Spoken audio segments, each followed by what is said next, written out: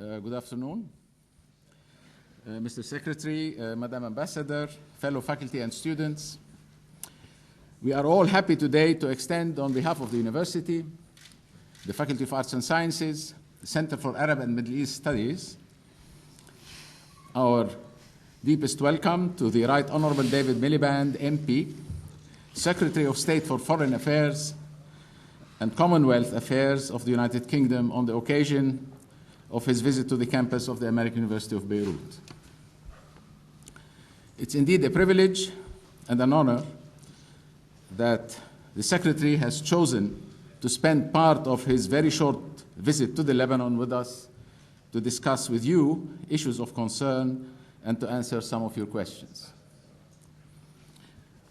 After graduating with first-class honors in philosophy, politics, and economics from Corpus Christi College, Oxford University, he completed a master's degree in political sciences at the Massachusetts Institute of Technology, where he was a Kennedy Scholar. He has been in public service, in spite of his young age, for at least the last decade, and Secretary Miliband was elected as an MP for South Shields in 2001 and has occupied several positions in the cabinet, culminating, of course, in June 2007 with his appointment as Secretary of State for Foreign and Commonwealth Affairs. Mr. Secretary, thank you again for visiting our campus. Please join me in extending to the Secretary and his guests our heartiest welcome. Thank you. Thank you. The floor is yours.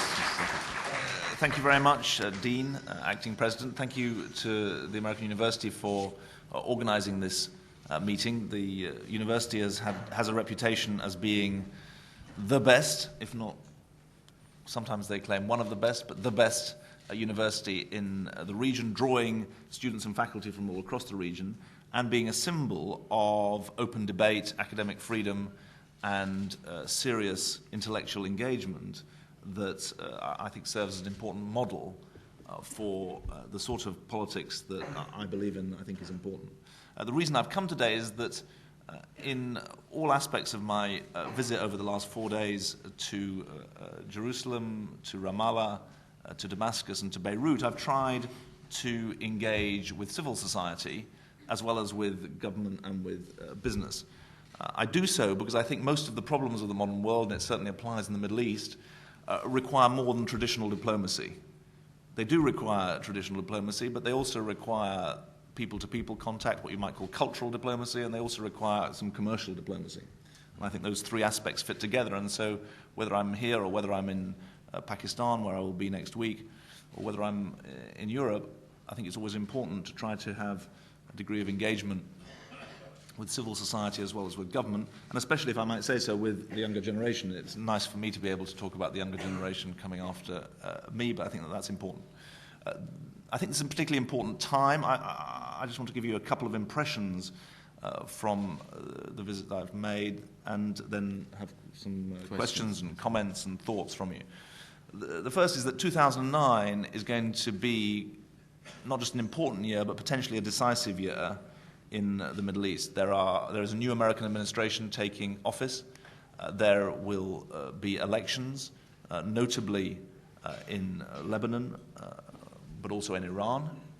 There are leadership decisions to be taken about the PA, the Palestinian administration, that are going to be important. But it's not just because of elections. I think that most people believe that the window of opportunity for what many people see as the conventional wisdom about a resolution of the problems in the Middle East, a consensus that is more or less gathered in the key United Nations resolutions about a two-state solution, about the 1967 borders, etc., that the window of opportunity for that conventional wisdom to be realized is quite narrow and potentially getting smaller by the month. And that's why the stakes are really quite high, and why I think it's important that Europeans engage in an active way, which we have, all of us in our various ways, been doing recently. The second thing I just want to say by way of context is I think that in the course of my travels, and this is the second time I've been to Lebanon. I was here in June, and it's my third visit to the Middle East over the last 16 months. Lebanon has been variously described as the detonator of conflict in the Middle East, the victim of other people's conflicts in the Middle East, the lead indicator of conflict, that conflict comes here first, but also it's been described elsewhere as a lagging indicator, that the conflicts reach here and then explode after elsewhere. I think what everyone agrees is that there will never be stability in Lebanon if there is not stability in the wider Middle East. And equally, there will not be stability in the wider Middle East unless there is stability in Lebanon. And that's why I think it's important that we defend some of the critical values that define this country, not just independence and sovereignty, but also the democratic values that are at the heart of this multi-confessional state. And I think that those who defend Lebanon and its integrity also defend a set of values and instincts and views about the way the Middle East can resolve some of its wider problems. So, as I understand it, 80-85% of the student body here are Lebanese, and I think that it's important that I hear a bit about your perspective on this. Third point is that, and final point, everyone's talking about the Obama administration. Wherever you go, if students of political science want to understand the electoral campaign, students of international politics want to know about the foreign policy of the new administration. And for good reason, because America is the game changer. The way America decides its foreign policy sets the, if you like, sets the framework or sets the playing field on which everyone else works. But I do think, I want to relay to you a point I've made in all of my meetings, which is that it's important, especially in this region, that you don't just wait for the United States. That while you need them and you depend on them in various ways, and the decisions they make are very important, the decisions that you make help frame, both in political terms and in policy terms, the decisions that they make. And therefore, I think that it's very important, if you think about things like the Arab Peace Initiative, which was developed in 2002, redeveloped in 2006, I think you have to make that a living, breathing, active document that helps send a very clear set of signals about what the Arab world is up for in respect of resolving these conflicts. And so I would urge you not just to be passive, I would urge you to be active, because in a way there is a high degree, there is a proper and high degree of humility, certainly in Europe, about the problems that exist here and about the ability of outsiders to resolve them. And so I think it's important that you don't give up your sense of agency by saying we're waiting to see what the Americans do. The Americans are more likely to do the right things in a context where people in the region are standing up for the right sort of values and the right sort of outcome. And I hope that over the next, we've got 35 minutes or so, half an hour, I'll be able to give you a sense of where Britain is coming from on the big questions, how we see our engagement with the region, and also how we see our European engagement with the US, and I'm very happy to do so. Thanks very much. And the easiest thing might be to take questions in groups of 2 or 3, and then we can have a rather more pacey dialogue. Okay, thank you. We have 2 roaming microphones, so if people have interested in raising a question, please raise your hand and we'll direct the microphone to them. Here. Thank you. Please be brief. Okay. State your name and your department at AUB if possible. Okay. I have to apologize. I'm from Al Akhbar daily newspaper. So would you be interested in that? Well, let's see if it's a hard question. I won't answer it. Okay. Sir, I would like to ask you. But I think generally, it's better if the media don't take over this. It's an open session, but I think the media shouldn't take over. Sir, I would like to ask you about a decision that the British government has took from several months ago about considering the military branch of Hezbollah as a terrorist organization. So is it a preliminary step to classify the entire party of Hezbollah as a terrorist organization in Britain and maybe in Europe? Thank you. Okay. Shall we take some more Yeah, questions? please. Professor Khalidi, in the back there, please. My name is Tarif Khalidi. I'm an extinguished professor of Arabic and Islamic studies. Mr. Secretary, my question concerns the recent flap about labeling products made in West Bank settlements. In an effort perhaps to appease the Israelis, I don't know why you're so scared of directing even the mildest criticisms at Israel. You were quoted as saying that the labeling of products does not amount to an embargo of products made at West Bank settlements. Now, my question is simply this, Mr. Secretary. Why not embargo products made in illegal settlements on the West Bank in order to send a frank message to Israel and the world that the occupation of Palestinian land is contrary to international law and should not continue any longer?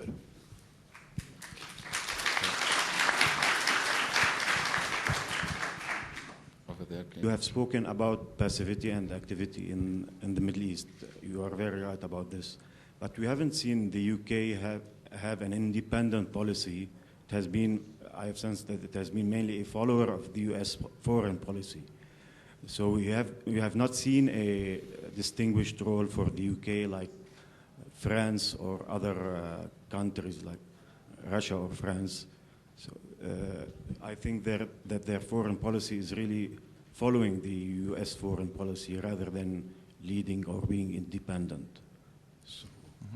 Okay. I mean, the first question was about the prescription of the military wing of Hezbollah, and we were very clear that we were prescribing the military wing and not the political wing. And it's very important that when I say, as I've just done at a press conference after meeting the Lebanese president, that politics, not violence, is the way to build a strong society and the way to overcome conflict.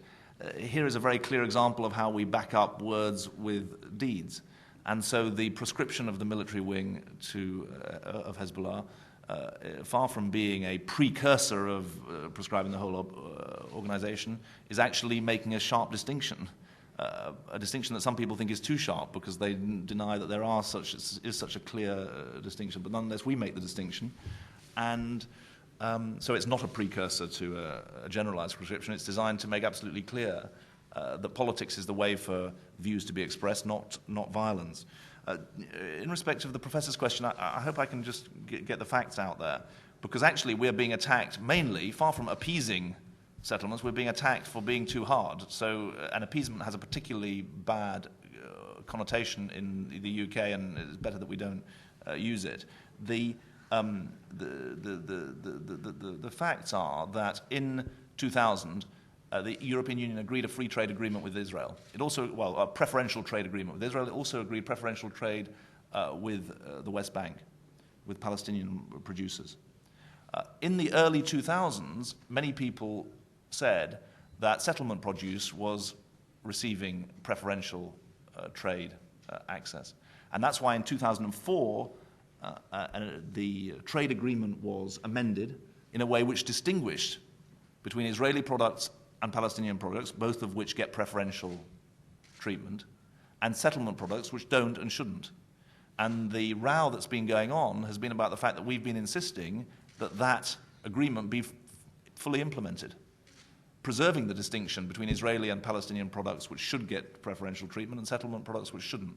So I hope that on that basis you see that what we're suggesting is sensible.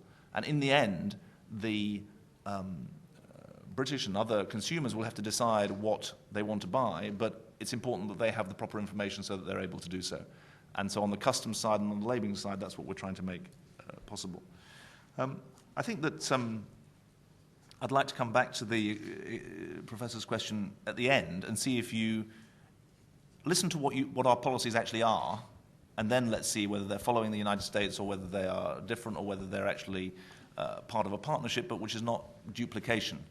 And I think that what I would say is that we fashion our own policy. In a lot of areas, there is close coordination with the European Union, close coordination with the United States, both of whom we have we're members of the European Union and we're close allies of the United States, but we frame our own policy. And if you disagree with our policy, disagree with it because you think it's wrong, not because we're following anybody else.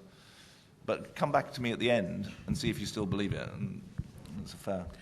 Yes, I think he is right. I think you don't have an independent foreign policy. Okay. In terms of, I am Ahmad Musalli, professor of political science. Right, okay. Unfortunately. But anyway, I think if you look at the long history, it's not only that you are following the U.S., you are also playing in Europe the role of not really allowing Europe to move ahead on a lot of issues in terms of the Middle East, other than having the moral, historical responsibility of setting up the State of Israel and creating all of the problem after that. I think now you have the issue of trying to deal peacefully. You will have to find the solution, not only us. Whenever you don't like whatever is going in our area, you send your troops, you and the Americans. And whenever the Americans go, you follow without hesitation.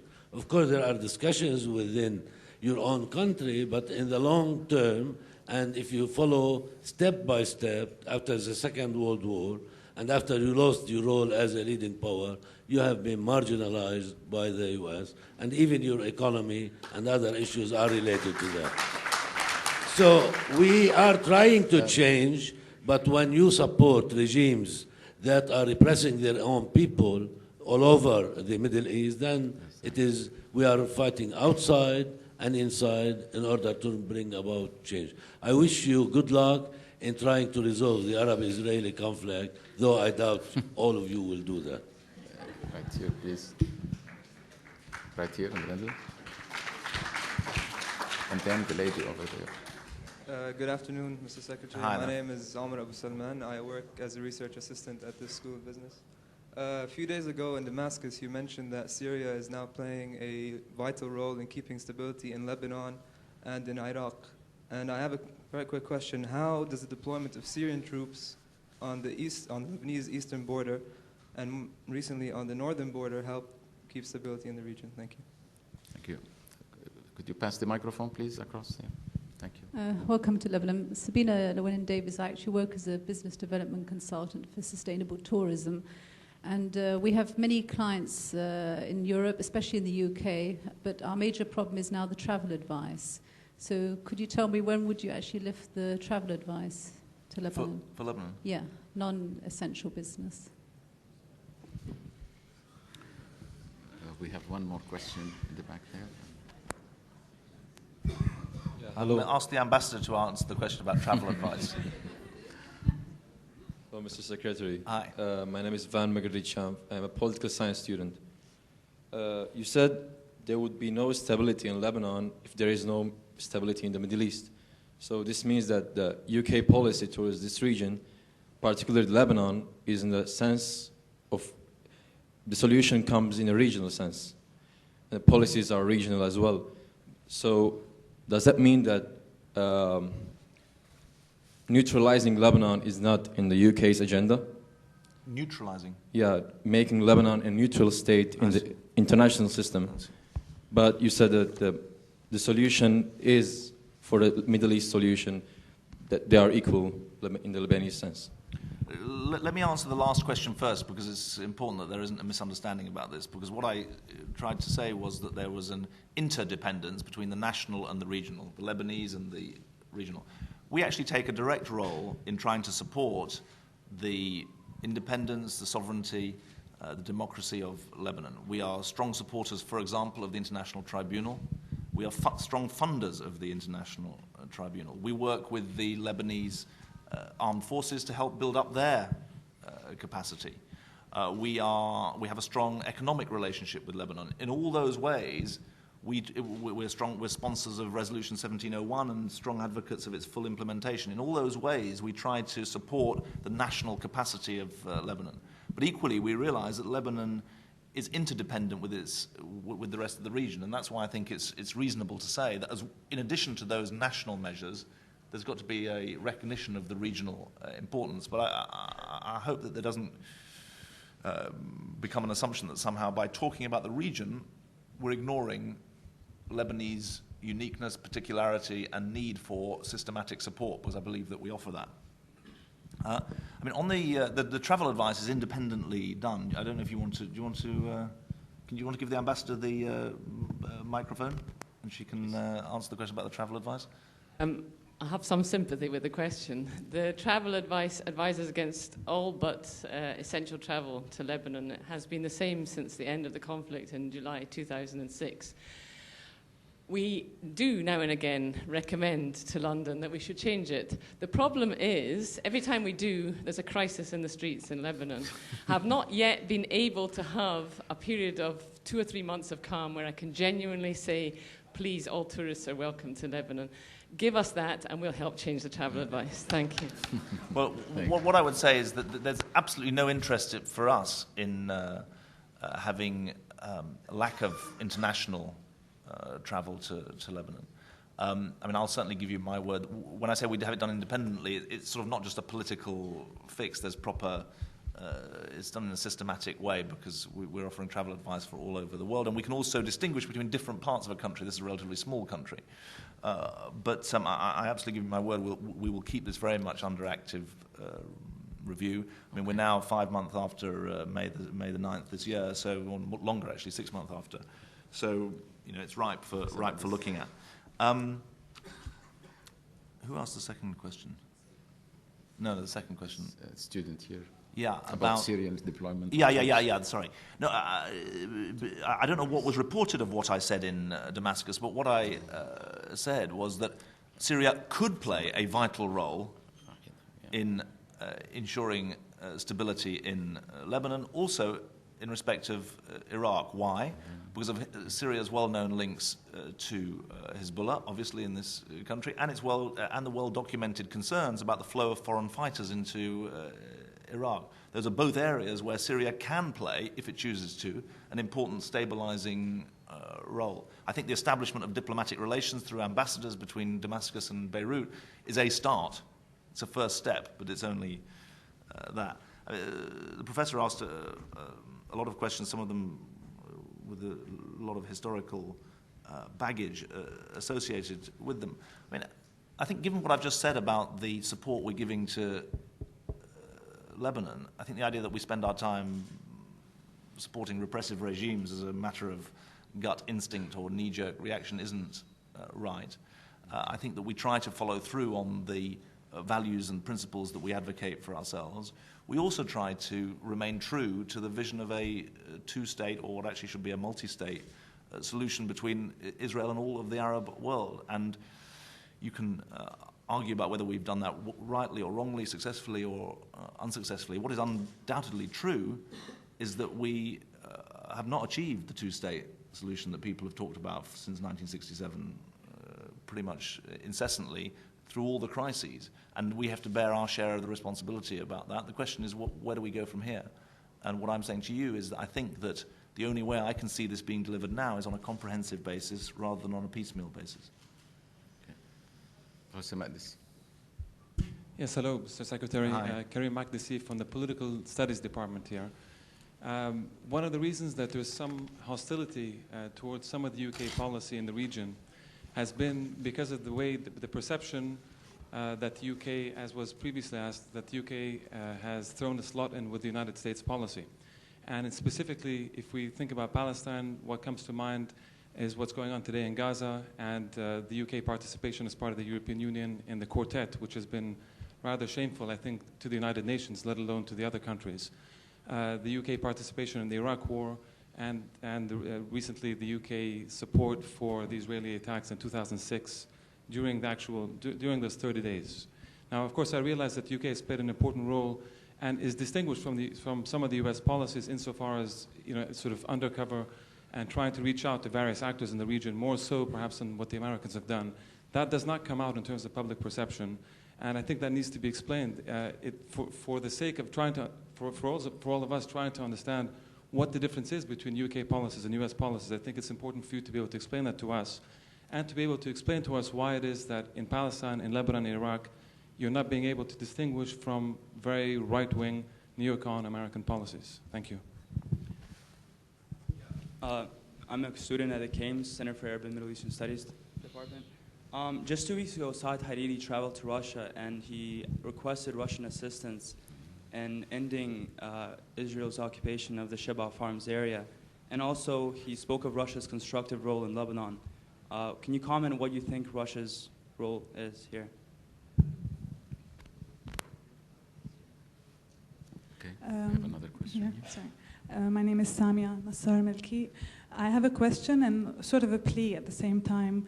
I understand from you coming here, you're trying to bridge, meet people and see local thinking and build bridges with what the UK would perceive as moderates, because you're not too keen on Hezbollah and that end of the political spectrum.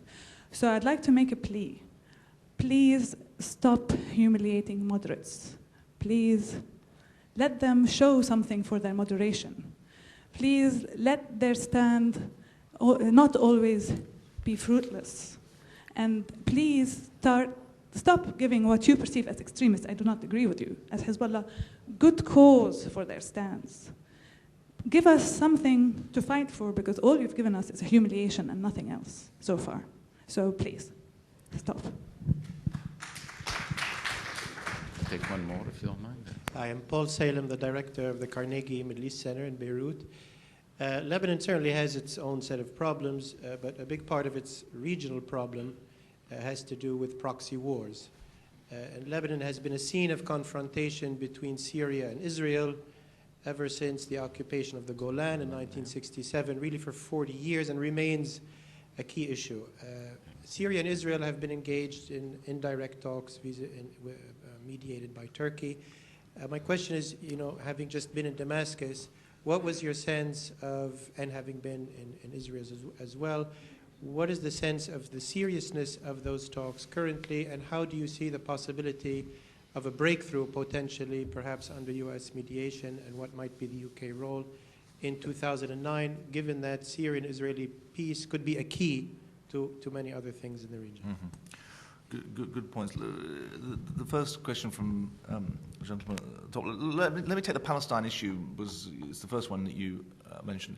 It's been the consistent policy of the British government to advocate a two-state solution. The American government has come round to argue for that in the last 3 or 4 years. It's been our policy for much longer standing than that. And I think if you go through the various aspects of the role that we're playing, for example, in supporting the development of the Palestinian Security Force, which is now patrolling Jenin and Hebron and is able to provide its own capacity there. If you look at what we're doing on the economic front, there is an active engagement, which I don't overclaim for, but I suggest is distinctive and right. And we haven't succeeded. No one has succeeded. That's the truth. And so we're all equally culpable in that. But I don't accept that somehow we've been waiting for an American administration to say that they believe in a Palestinian state for us to advocate it. We advocate a Palestinian state on 1967 borders very, very clearly. We take we agree that, and we argue that settlements are illegal. We don't have any, there's no doubt about that. This customs and labeling issue has been taken up. So I think that if you take the Palestine issue, that there is the charge needs to be one of how do we make for success, not what the policy is. And I think that is clear. I think in relation to the second question, which was about Russia, I spoke to Saeed Hariri about this last night, because it's obviously interesting and important. I mean, Russia is a member of the Security Council. It's therefore bound by Resolution 7, or it supports Resolution 1701. I don't want to comment on the particular and private engagement that Russia wants to have, but I think all Security Council members have a responsibility to work for the implementation of the resolution. And I think that if Russia will be hosting a Middle East conference in the spring, working with the UN and other members of the quartet, that's a good thing. And I think that let's see what they are able to contribute to it. Some of it is in the public domain, and that's fine. I think that look, the tragedy is that well, the first point is I haven't come to talk to moderates. Anyone's allowed to come in here. So I haven't. There's no sort of entry ticket for the meeting. But the tragedy is that if by moderation you mean the use of the political process to pursue goals, the tragedy is that it's not yet delivered. And so you're right to say that those who believe in the use of politics to resolve conflict and bridge divides need to find ways to support each other. And I completely... Sorry?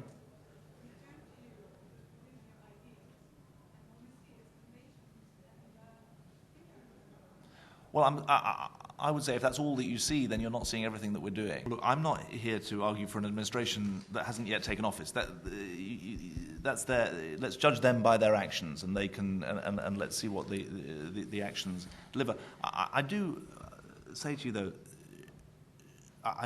we may be guilty of all sorts of things, but we're not dodging the Palestinian issue or trying to relegate the Palestinian issue or to substitute a Syrian issue for a Palestinian issue. I mean, there's no bigger issue in British debate about the Middle East than the Palestinian issue. The point that's being made is that resolution of the Palestinian issue requires the active and stabilizing and positive engagement of regional powers like Syria. That is not to take away from the Palestinian issue, it's actually to try and get it done and to get it sorted out. So we may have been unsuccessful, but we are not seeking to evade it. And I mean, that leads to the question about the Syria-Israel talks. I think that both sides say that they're serious about it.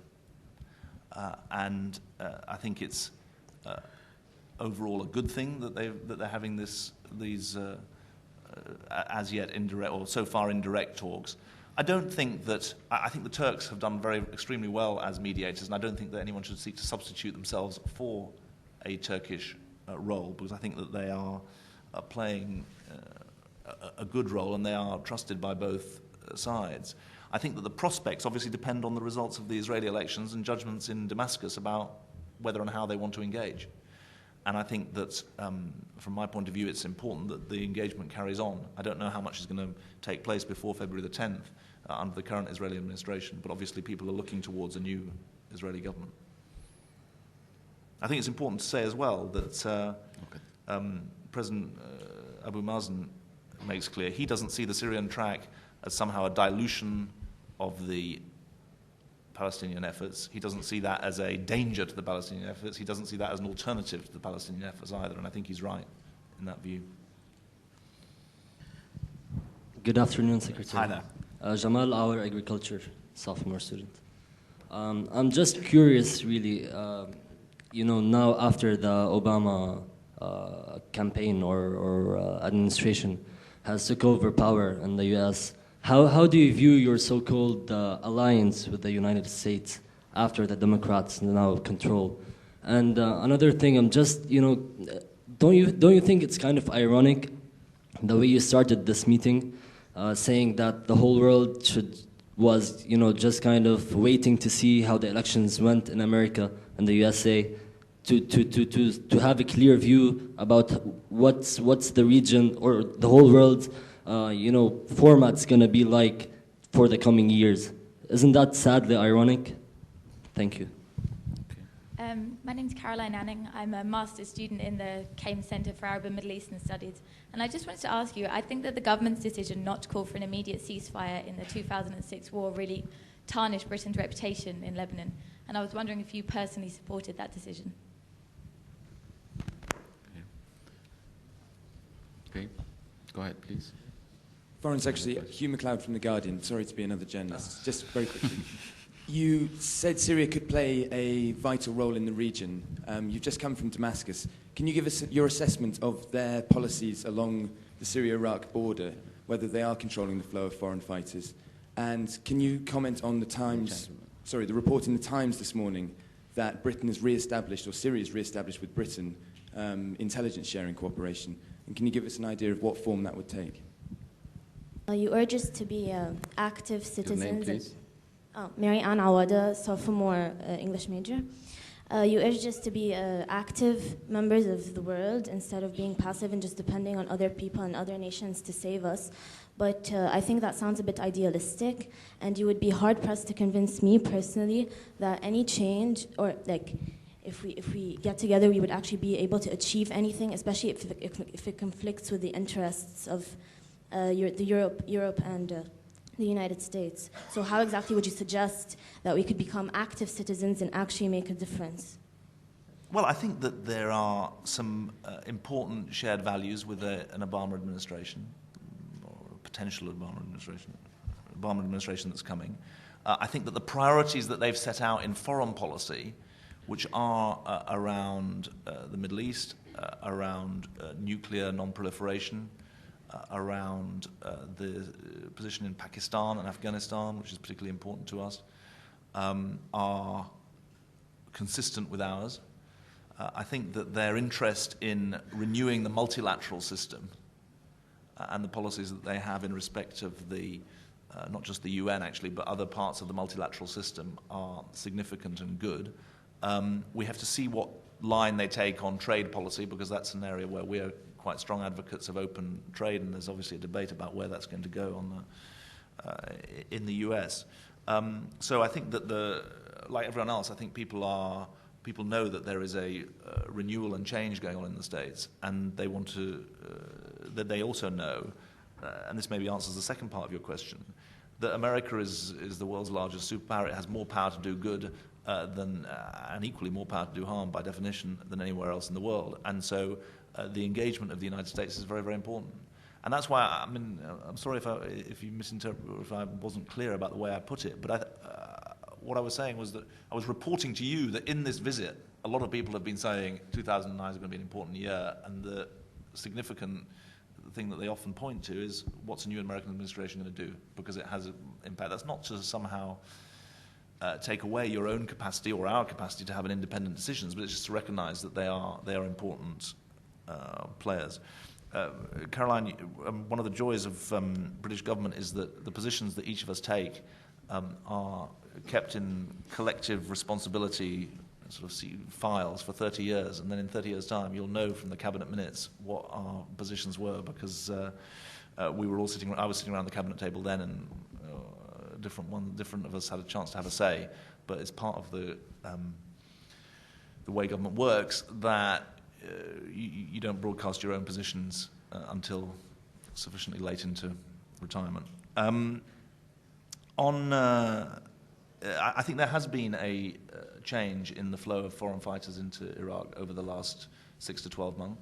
It's gone down, and that's important, and that's one reason we've taken the further engagement that we've talked about, and we will cooperate on counter-terrorism issues with the Syrian authorities as well.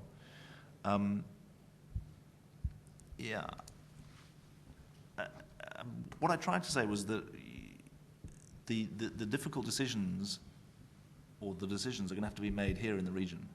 And so it's the opposite of saying wait for others, as you said, to come and save you. No one's saying, I'm certainly not saying that, and I haven't explained myself well. I'm saying it's important that the Arab world tries to engage rather than wait. And you need partners to engage, I understand that, but there are also issues within the Arab world. It wasn't me who referred to repressive regimes, it was the professor who referred to repressive regimes. And if you want to change repressive regimes, you'll have to change them from within, rather than, I don't think you want me to come and, you're skeptical of my ability to come and change them. So there is an Arab reform agenda, and it's one that is carried forward by people from within the Arab world. You asked about why did we go to Damascus after 8 years? I've been talking to the Syrian foreign minister for the last 15 to 18 months, really about 5 issues, about Syrian role in the Lebanon, about Syrian role in Iraq, about Syrian contribution to the Middle East peace process in general, about Syrian action on counterterrorism, and about human rights in Syria. And on a number of those indicators, there have been important decisions taken in Damascus over the last 6 to 12 months that I would regard as positive. One is the reduction in the fighters going into Iraq. Another is the establishment of diplomatic relations with Syria, with Lebanon. On that basis, I thought it was right to invite the foreign minister to London, and then right to accept his invitation to meet him and to meet the president in Damascus, because I think that neither of us are interested in photo opportunities. We're interested in a serious dialogue. and a serious engagement. And if a serious engagement can find areas of common ground and then put them into practice, it's well worth doing. So my name's Cassie. I'm a graduate student of Middle Eastern Studies here. And while your record of supporting the two-state solution and criticizing the settlements is admirable, I wonder what you would say to the citizens of Gaza with regards to your lack of criticism about the siege and why it is that you still support Israel's right to security without criticizing the fact that the siege of Gaza actually decreases their security and support for Hamas grows in that territory. Thank you. Could you pass it on behind you, please? Okay, my name is Omar Obeid from Agriculture. Just you said the stability in Lebanon is related to stability in the Middle East. Do you think American withdrawal from Iraq and leaving it in Iranian hands is going to improve stability or do the opposite? Okay, pass it on. Yes, please. Carla Saya from the School of Business. I teach strategy there. I was wondering at a high level what your thoughts are on successful implementation, or whether you believe democracy, so the right political apparatus in a region that's sort of mired by sectarian conflict, and if so, how is that operationally sustainable in the long term where the UK is concerned? What your views are on that? Thanks. Could you pass it to Mrs. Makdisi, please? Right here, right here, right here. No. I'm sorry, but somebody asked before you. Jean Makdisi. I'm just married to AUB. She just married to AUB. Her husband is a yeah. professor, and her son there is a professor, and so on. Well, I can't say I gave birth to AUB, so I just said that I was married. Mr. Secretary, it's, we've just passed the anniversary, I don't know whether it's the 90th or 91st or something, anniversary of the Balfour Declaration. And I was wondering whether the United Kingdom has ever, in the past, or plans to now, to take a radical look at what has been happening for the last 100 years in this region, and to publicly acknowledge the historic injustice that was done in Palestine, from which it seems to me that only if that happens will a radical solution to the Palestine question ever be formulated, which takes into account the serious passions which people feel in this part of the world. Thank you. Just to start with the first question, I was asked that earlier, and I didn't make it clear enough. No, look, we where are you? Yeah. We say, and I say this in London, and I said it in Sderot yesterday, on Monday, that the rocket fire that Israelis suffer is one side of the coin. The humanitarian disaster that Gazans suffer is the other side of the coin, and they need to be resolved together. And we call clearly for humanitarian aid to be restored to Gaza. We're very, very clear about that. And so the children who are suffering rocket attacks in the schools in Gaza are suffering, and so are those Gazan children who are suffering on the other side of the border. And we don't do this in a sort of checklist sort of way. We do it try and do it in a serious sort of way. And we engage with the UN and with other bodies in trying to make practical attempts to make progress in Gaza. And the trouble is, words don't achieve it, and that's the difficulty. I think that the best thing for Iraq is to be left in the hands of the Iraqis, and that is the whole purpose of the completion of the work that we're doing there. Training the southeastern division of the Iraqi army is about making sure that Iraqis are able to defend themselves and look after themselves and not hand themselves over to anybody else. And I think that that's the key. I think that, people write PhDs about the question that, is it Carla asked? I think that the way I would answer it is to give you an example from a different part of the world, which may seem sort of out of place. But people talk about Britain as an old democracy. An area where we've had very great difficulty in creating a democracy is in Northern Ireland. Right? For a long time, it wasn't ruled by local democracy, it was ruled from London. Right? It's part of the United Kingdom, but didn't have any sort of devolved arrangements. Why? Because of the fundamentally divided on religious grounds, nature of that community. Why do I raise that? Because today, a very, very significant thing has happened. The last piece of the jigsaw in the devolution of power to Northern Ireland, so that democracy actually works there, has been signed. And what was that last piece of the jigsaw? If you think about it for 30 seconds, it won't surprise you from this part of the world. Policing. Policing is the most difficult thing to organize in any part of the world riven with ethnic or religious conflict.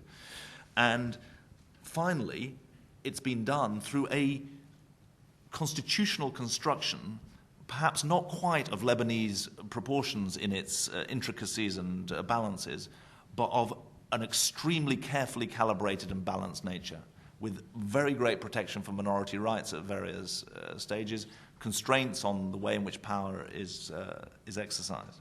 And what I think that brings home to me is two things. One, that when people talk about democracy, they've got to talk about electoral systems, but they've also got to talk about constitutional systems. And there are big different. It's one thing to have a winner-takes-all system in Britain, but you can't have winner-takes-all in the way power is administered, even in our system, on a local level. The second thing that I think is very, very important is that those who define democracy by a 4 or 5 yearly ballot are doing an injustice to what it takes for the flower of democracy to grow, and that the buttressing institutions of free press, independent judiciary, proper respect for human rights, freedom for NGOs are absolutely essential if you're to have any sort of defense against the allegation of hypocrisy in respect of democratic values. But someone referred earlier to the fact that people from the UK or from the West in general confuse Enlightenment values with Western values and should instead recognize that Enlightenment values are universal values. That's actually my view, and it's a view that I articulate quite a lot, because I think that you cannot look at any data on attitudes to, for example, self-government in Africa without recognizing that there is a universal desire to run your own affairs. And that is, and that's why I think it's right to talk about it, but I think it's also right to recognize that in different local circumstances it needs to be grown in a very, very careful way. Just the final, and this is a good place to end. Yes, the Balfour Declaration. But where did the two-state solution start? It didn't start in 1967. The Peel Commission, which was presented to Parliament by a predecessor of mine in 1937, advocated a two-state solution. It said that partition is the only way in which this small part of the world is going to be able to provide a home for Jews and a home for Palestinians. And the Peel Commission was rejected effectively by both sides. You had a similar rejection in 1948. And while I will take plenty of the burden for the sins of British policy in the past, I honestly plead with you not to believe that this has been a one-way street for the last 91 years. It's not, because actually what's been a consistent theme in British policy since the Peel Commission is that there won't be security for Israel unless there is justice for the Palestinians and statehood for the Palestinians. And so I would say to you that there is a line that runs from the Peel Commission in 1937 to the discussions that I've had over the last 3 or 4 days, which are about how you engineer that two-state solution. And that's actually been a relatively consensual part of British policy for at least 40 years. Thanks very much. Thank you, Mr. Secretary, for being with us. Please join me again in thanking the Secretary for his visit. Thanks very much. Thank you. Very good, yeah. Very good. Thank you.